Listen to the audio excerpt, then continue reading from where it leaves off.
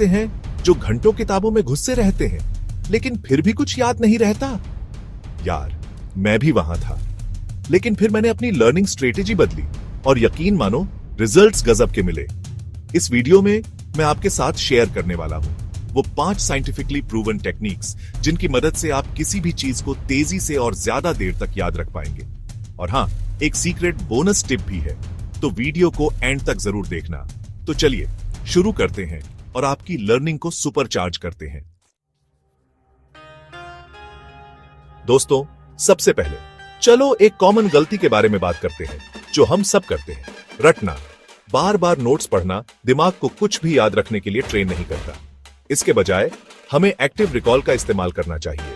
Active recall का मतलब है अपने दिमाग को जानकारी को वापस खींचने के लिए मजबूर करना बिना किसी मदद के। मान लो आप एक चैप्टर पढ़ रहे हो। चैप्टर खत्म होने के बाद किताब बंद करो और खुद से प्रमुख बिंदुओं को याद करने की कोशिश करो। क्या मुख्य कॉन्सेप्ट थे?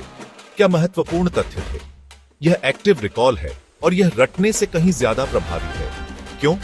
क्योंकि यह आपके दिमाग को काम करने के लिए मजबूर करता है, जिससे जानकारी लंबे समय तक याद रहती है। तो अगली बार रटने के बजाय एक्टिव रिकॉल को आजमाएं। मुझे यकीन है आपको फर्क जरूर दिखेगा।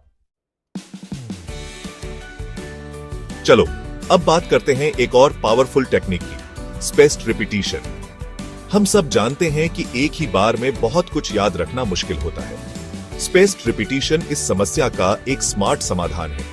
इसमें आपको जानकारी को अलग अलग अंतराल पर दोहराना होता है।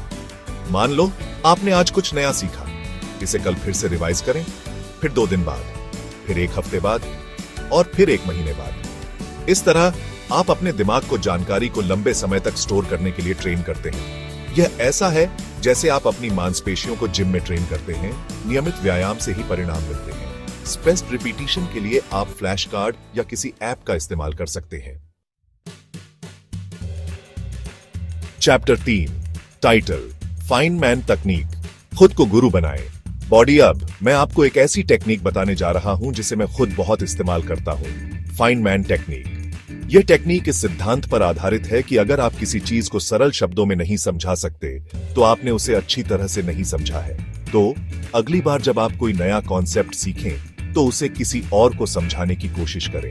यह आपका दोस्त, परिवार का सदस्य या यहाँ तक कि आपका पालतू जानवर भी हो सकता है। महत्वपूर्ण बात यह है कि आप जानकारी को अपने शब्दों में सरल और स्पष्ट रूप से व्यक्त करें।